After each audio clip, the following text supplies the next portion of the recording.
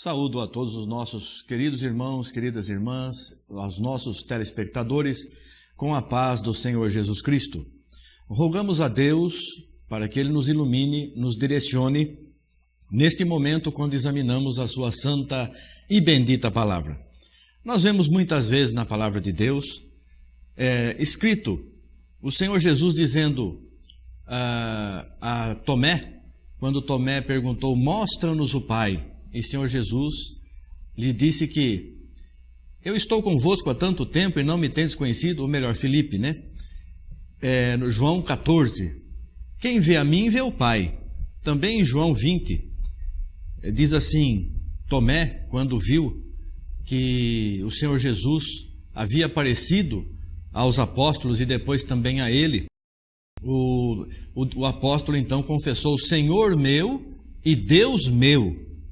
E também vemos também no Evangelho de São João, no capítulo 1, o verbo era Deus.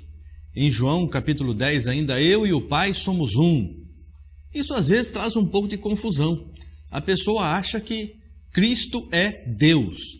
E Cristo deixou bem claro, bem explicado, que Ele não é Deus. Ele é o Filho de Deus, criação de Deus.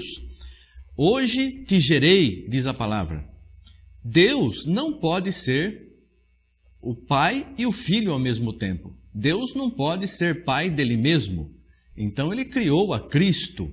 Lá em Gênesis nós vemos a primeira criação de Deus.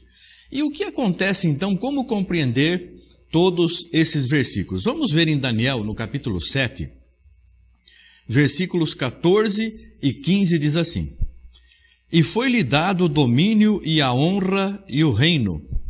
Ou melhor, 13 e 14. Eu estava olhando nas minhas visões da noite, e eis que vinha nas nuvens do céu como o filho do homem, e dirigiu-se ao ancião de dias, e o fizeram chegar até ele. E foi-lhe dado o domínio e a honra e o reino, para que todos os povos, nações e línguas o servissem. O seu domínio é um domínio eterno, que não passará, e o seu reino, o único, que não será destruído. De quem Daniel estava falando nessa profecia? O Filho do Homem. O Filho do Homem, ou seja, um homem iria receber o reino, um reino que seria eterno, e o domínio dele jamais passaria. Então tudo isso que nós vemos aqui, tudo isso que consta das Escrituras, é o Senhor Jesus revelando: eu sou esse rei profetizado por Daniel e por muitos outros profetas, desde Moisés. Moisés disse que Deus levantaria um profeta semelhante a ele, que o povo temesse esse profeta e obedecesse, porque ele não perdoaria a rebelião do povo, o abandono da fé. Uma fé que surgiu somente com o Novo Testamento. Então nós vemos aí esta grande revelação de que havia já uma profecia e essa profecia se cumpriu em Jesus. Veja em Mateus capítulo 28, no versículo 18, a palavra de Deus diz assim: E chegando-se Jesus, falou-lhes dizendo: É-me dado todo o poder no céu e na terra. Ora, quem é este homem que já havia sido profetizado a respeito dele, e que ele disse que eu e o Pai somos um, que todo o poder foi dado no céu e na terra para ele, e que ele disse para Filipe que quem visse ele estava vendo o Pai, e que Tomé disse: Senhor meu e Deus meu, e que em João diz que o verbo era Deus e o verbo é Cristo. Como que nós vamos compreender isso tudo? Vamos ler em 1 Coríntios, no capítulo 15, do versículo 25 ao 28. A palavra de Deus nos diz quanto ao reinado de Cristo.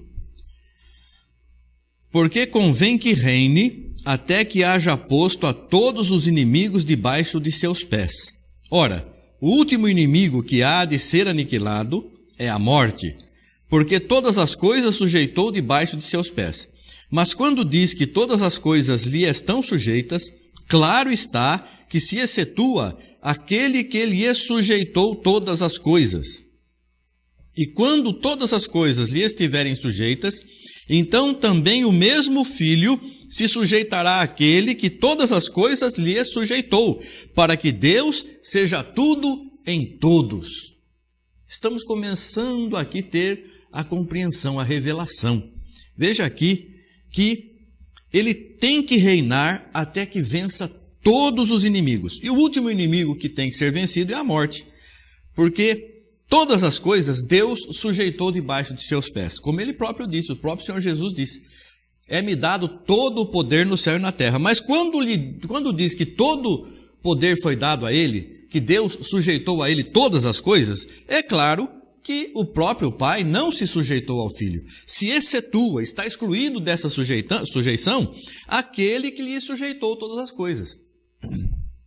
Então nós compreendemos que o Pai entregou todo o julgamento, todo o juízo, todo o poder, sujeitou todas as coisas ao Filho. E depois, quando o Filho sujeitar todas as coisas aos seus pés, inclusive a morte, que é o último inimigo a ser vencido, quando ele vai fazer com que todos os filhos de Deus, filhos adotivos de Deus, filhos por adoção, por causa do nome de família que é Jesus, receberem a vida eterna e ressuscitarem, e os vivos forem transformados, então a morte foi vencida. E quando todas as coisas estiverem então sujeitas ao Filho, o próprio Filho se sujeitará àquele que todas as coisas lhe sujeitou, para que Deus seja tudo em todos. Vamos ver ainda em Colossenses, no capítulo 1, do versículo 10 até o versículo 23. É um texto um tanto extenso, mas nós vamos ler rapidamente, examinando, meditando em cada versículo. Você está vendo que quando Jesus diz que é-me dado todo o poder, eu e o Pai somos um, e Tomé fala, Senhor meu e Deus meu, e o verbo era Deus, Cristo era Deus, nós estamos vendo então que Cristo era um homem, verdadeiramente um homem completo, um homem perfeito. Deus não tem nível de perfeição, mas o homem tem. E Cristo era um homem em todo o sentido da palavra. Era a primeira criação de Deus, como está registrado nas Escrituras, porque foi a primeira criação, lá em Gênesis, capítulo 1, versículo 3, Deus diz, haja luz. E essa luz, que é um espírito, que é uma criação de Deus, Deus fez que viesse ao mundo, porque você vê lá no Evangelho de São João, diz que a luz veio ao mundo. João Batista não era a luz, dava testemunho da luz. E a luz verdadeira que alumia todos os homens estava no mundo, e o mundo foi feito por ele, porque tudo foi feito pelo Verbo, que é Cristo. Então a primeira criação de Deus veio ao mundo, se tornou filho de Deus. Por isso que está escrito, hoje tu és meu filho, hoje te gerei. Deus não pode gerar ele próprio, o pai gerar o filho ser seu próprio pai, o pai ser pai dele mesmo, não tem condições. Isso aí, então, nós entendemos claramente, perfeitamente pela palavra de Deus, que Cristo é um homem como nós, que recebeu o Espírito Santo de Deus, mas sem medida. Deus nos dá o Espírito Santo dele por medida. Nós temos limitações na nossa bênção, na bênção que nós recebemos. Somos limitados, mas Jesus Cristo não. Ele recebeu todo o poder no céu e na terra. Todo o poder. Somente o Pai não se sujeitou ao Filho. Então nós vemos aqui, para que possais, Colossenses capítulo 1, versículo 10, para que possais andar dignamente diante do Senhor, agradando-lhe em tudo, frutificando em toda a boa obra e crescendo no conhecimento de Deus. Nós precisamos conhecer o que nós cremos, como nós cremos e por que as coisas de Deus são assim. Não tem nada escondido, secreto, vamos dizer assim, que Deus não tenha revelado, mas tudo que é útil para a nossa salvação foi colocado na palavra de Deus e revelado aos homens. Corroborados em toda fortaleza, segundo a força da sua glória, em toda paciência e longanimidade com gozo, dando graças ao Pai que nos fez idôneos para participar da herança dos santos na luz. Como que o Pai nos fez idôneos? O qual nos tirou da potestade das trevas e nos transportou para o reino do Filho do seu amor, o reino de Jesus, em quem temos a redenção pelo seu sangue, a saber, a remissão dos pecados, o qual é imagem do Deus invisível, o primogênito de toda a criação, porque nele foram criadas todas as coisas que há nos céus e na terra, visíveis e invisíveis, sejam tronos, sejam dominações, sejam principados, sejam potestades, tudo foi criado por ele e para ele. Aqui está falando de Cristo. Cristo, o Verbo de Deus. E o Verbo era Deus, porque tinha todo o poder e tem todo o poder do Pai. E ele é antes de todas as coisas e todas as coisas subsistem por ele. Ele é a cabeça do corpo da igreja. A cabeça da igreja. É o princípio e o primogênito dentre os mortos, para que em tudo tenha preeminência. Não está falando de Deus aqui, está falando de alguém que ressuscitou, o primogênito dentre os mortos. E este é a cabeça da igreja, porque a palavra diz assim: Cristo, Deus o Pai, o cabeça de Cristo. Cristo, o cabeça da igreja, ou do homem, e o homem, o cabeça da mulher. Então aqui está bem claro que está falando de Cristo, um homem que venceu a morte e que foi criador de todas as coisas pelo poder do Pai. E o Pai sujeitou todas as coisas a ele. Porque foi do agrado do Pai que toda a plenitude nele habitasse. Está bem claro aqui explicando, e que havendo por ele feito a paz pelo sangue da sua cruz, por meio dele reconciliasse consigo mesmo todas as coisas, tanto as que estão na terra como as que estão nos céus. Reconciliar o céu e a terra como era no princípio. Não havia distinção. O homem estava aqui, mas vivia na presença de Deus em plenitude espiritual, sem pecado, em bênção contínua. A vós também, que noutro tempo erais estranhos e inimigos do entendimento pelas vossas obras más, agora contudo vos reconciliou no corpo da sua carne pela morte, para perante ele vos apresentar santos e irrepreensíveis e inculpáveis. Aleluia! Se na verdade permanecerdes fundados e firmes na fé, e não vos moverdes da esperança do evangelho que tendes ouvido, o qual foi pregado a toda criatura que há debaixo do céu, e do qual eu, Paulo, tenho sido feito ministro. Nós damos graças a Deus porque o Senhor tem nos revelado essas maravilhas. Nós compreendemos perfeitamente. Veja ainda em Hebreus capítulo 2, do versículo 9 em diante.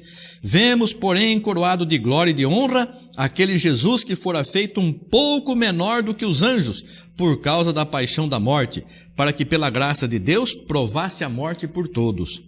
Porque convinha que aquele para quem são todas as coisas, e mediante quem tudo existe, trazendo muitos filhos à glória, consagrasse pelas aflições o príncipe da salvação deles.